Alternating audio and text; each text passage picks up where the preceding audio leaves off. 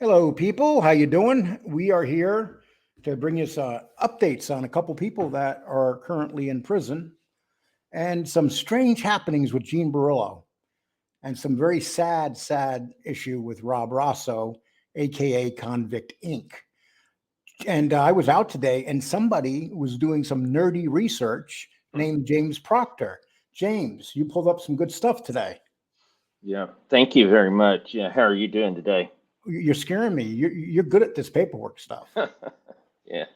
Okay. Well, anyway, we're going to talk first about Gene Borrello. Okay. And let's explain Gene Borrello. Gene Borrello, as everybody knows, he's an informant. He got in trouble. He violated his probation, and now he's back in prison. But there's something really weird going on here with Gene. So if you guys in Florida have been working with Gene, I don't know what's going on here, but it's kind of weird stuff, don't you think? Yeah. James? Yeah, it's weird to me because, when you look at the inmate, there's an inmate listing and it still shows him at MDC. Okay, and I'll put it. Give me 1 second. Yeah. So we got Gene Borrello. Okay, here he is. He's listed at MDC Brooklyn. Yep. Release date is supposed to be August 4th, Hmm. 2023, 6 months from the time he went in. Yeah. But he was supposed to be in court tomorrow. Hmm. But here's what happened. Okay, on 4/20/23, it says defendant's letter of application with consent of the government and probation is granted. The person in violation of supervised release conference scheduled for May 9th is adjourned to May 24th, 2023 to allow the BOP and marshals to transfer Mr. Borrello back to his district from North Carolina. Hmm. Upon receipt of this email, counsel should confirm with each other the new date and time the person in violation of supervised release conference, ordered by Judge Block on 4/20/23. Okay, what is Gene doing in North Carolina? Yeah, that's a good question. I mean, believe probably the only federal prison there is Buckner. So, and that's usually just for people that are either um, sick, older, low level, like informants. Those type of people will go there. If you remember, Rob Rosso was there. Some of the older gentlemen, like the head of the Colombo family, Persico, was there towards the end of his life. Is there so basically being there is like low level. Is there a chance that maybe Gene gave them some information, and so they're trying to make his little stay a little bit easier between now and release date? Yeah, I mean that's a possibility. I know there's a lot still sealed, so we don't know all the details of it. But it's just very odd that they still show him in custody in Brooklyn, but then he's actually in custody in North Carolina, and they didn't, and he's been in custody in North Carolina at least since April. So it's been at least a few weeks he's been in North Carolina, and so usually that means that maybe he was sent there, maybe um, to answer questions or to provide other More information, information. Hmm. or to have an easier stay. And if you're having an easier stay, there's more reasons why they want to make your stay easier. Yes, And exactly. then at the end of this month, they're going to bring him back up here from North Carolina, Hmm. and then they're gonna. It's just very interesting stuff that's going on. I'm guessing that North Carolina is pretty close to Florida. Well, not that Yeah. close, but it's close enough. And it's going to be interesting to see what happens when he comes back in court. But they have sealed the drug charges, any of when he talked about guns, anything confiscated, that's all sealed now. That's all, Hmm. that's no longer in the charges. No. So, people, this is what happens when you have informants. Strange things start happening. Yes, And indeed. and all those people that were hanging out with you with Gene Borrello in Florida, um, I don't know if you should be sweating right now. It's going to be Yeah. interesting. It's going to be Yeah, it's going interesting. to be very interesting. So, and when I called at the office there in yeah, with Judge Block's office, what was told to me is that there is an agreement in place, and so that will be discussed on that conference there in the end of May. So there's an agreement done. There is an agreement, according to the administrator of the court that I talked to, some deputy of the court. You know, James, what are you, like a crack reporter now?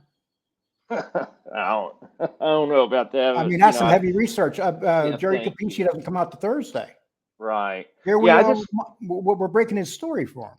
Yeah, and it was just in the what really got me started on this is that when I looked at the caseload for Judge Block, and there was no Gene Borrello tomorrow, so I thought that was a little odd. And then that's why I made the phone call, and then I was told they had been moved to the 24th or whatever of May, and so I was went into and looked it up, and found out what I could find.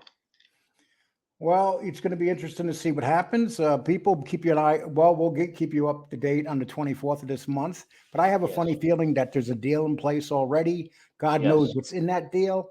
Why would they make a deal with him? Why wouldn't they just bring him to the second trial first? Right. So the deal is in place. Right. Exactly. And I guess they cover up for these informants pretty good. So we probably will never see what's in that. What they're doing. No, there. still a lot of that's sealed, and so we probably won't ever know the details completely. But see, when you're an informant, you always know what the system wants from you. Yes, exactly. And then you give it to them. And he was looking at some major time. It looks like that if they have an agreement in place, that means those charges have disappeared, and most likely he gave them something. It's ain't a for sure thing, people. I might be wrong, but I don't think I am. Right. Just because of the weird stuff going on, him going down to Carolina, most likely either he's in the hospital down there or he's down there having an easier stay, because everybody knows if you're in Brooklyn, and that's not an easy stay. No, not at all. A lot of people would rather be in other federal prisons. MDC Brooklyn is just not very good conditions, from my understanding. Okay, so we just wanted to tell you guys that's what's going on with Gene Borrello. Yep. And you heard it here first. But now we're going to do another gentleman. This is a very sad story, people. We're talking about Rob Rosso, aka Convict Inc., Rob Rosso. And why don't you give us the update on Rob Rosso? Because first of all, where is he?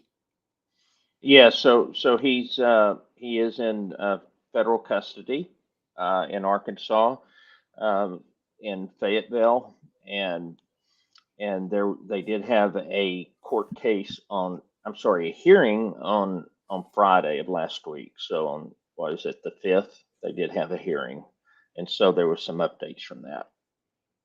Okay, and why don't you just shoot through what's going on?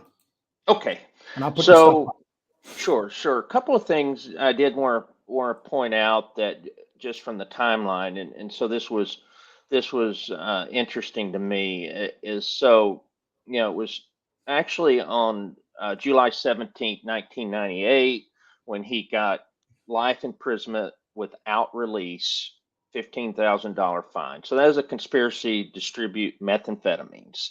And so that was the original sentence. Then April 7th, 2021, there was the motion for compassionate release and a supplemental motion to reduce the sentence granted. So the sentence was reduced to 300 months of imprisonment, which is 15 years. And then he had 10 years of supervised release, mandatory conditions, standard conditions. Part of it also includes substance abuse testing and treatment. There was a condition of not being able to use.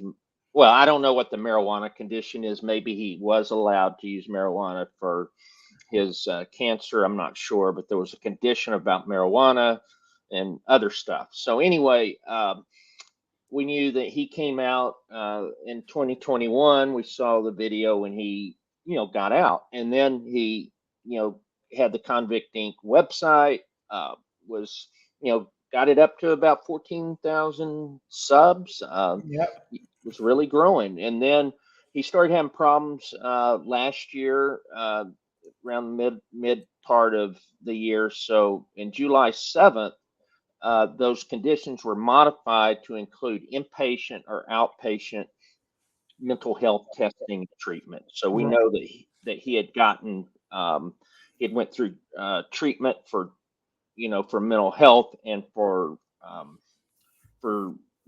substance abuse. And he's on his 10th violation.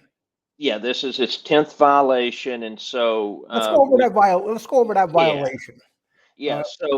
So we know he got arrested. Well, this is In I'm sorry, mandatory condition number 3, you must refrain from any unlawful use of Mhm. controlled substance. Okay, Yes. so why don't you take it from there? Yeah. So on April 27th of 2023, um, Rob reported to the Fayetteville office, and he submitted a urine sample which tested positive for the following: methamphetamines, amphetamines, fentanyl, and alcohol. And then in a subsequent conversation, Mr. Rosso admitted to using the following substance on the following dates: Xanax, on or about April 19th of 2023; alcohol, on or about April 26th of 2023; fentanyl, on or about April 24th of 2023; and methamphetamines, on or about April 19th of 2023. And Mr. Rosso then signed an admission of drug use form acknowledging the use of the aforementioned substances. And then it's noted that Mr. Rosso had also verbally admitted to ingesting Adderall, which is used for ADHD, but it's a recreational stimulant. However, he was unable to recall the specific date he ingested that substance, and as such, it was not included on the admission form. Okay, and so the arrest warrant basically says you're commanded to arrest and bring the United States Magistrate Robert Rosso Jr. His violation is going to be supervised release of violation. It's like you said, he's in Arkansas, Fayetteville, Arkansas. And what's the final order that was given Yes, once he was in Florida? right. So again, this was his 10th violation, and this was about mandatory condition number 3.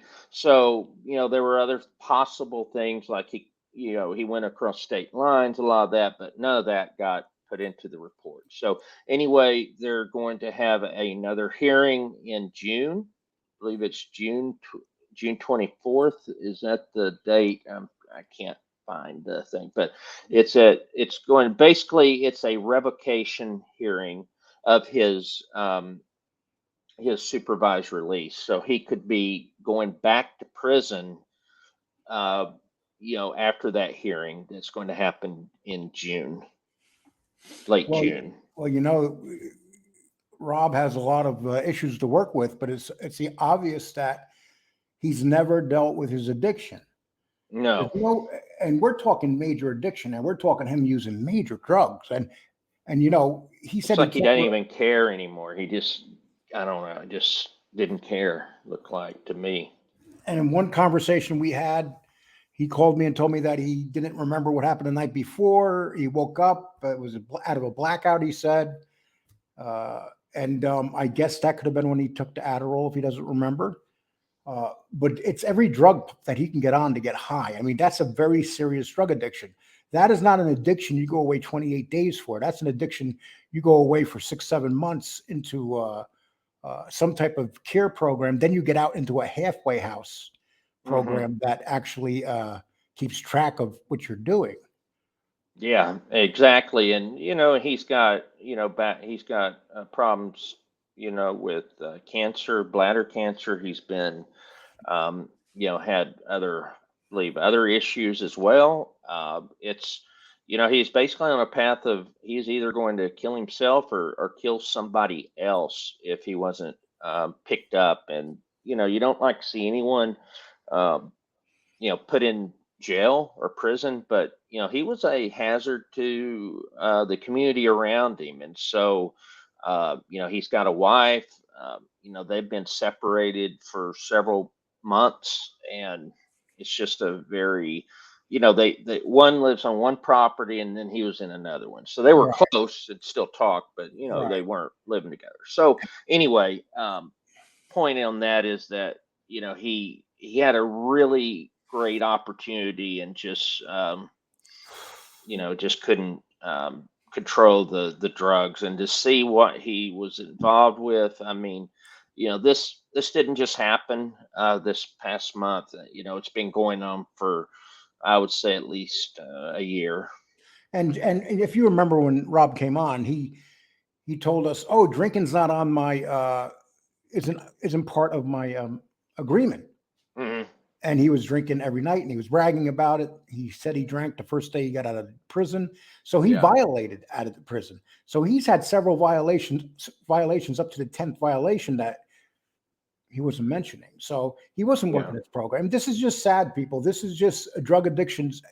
Rob is the perfect example of a drug addict that's going to die or go back to prison.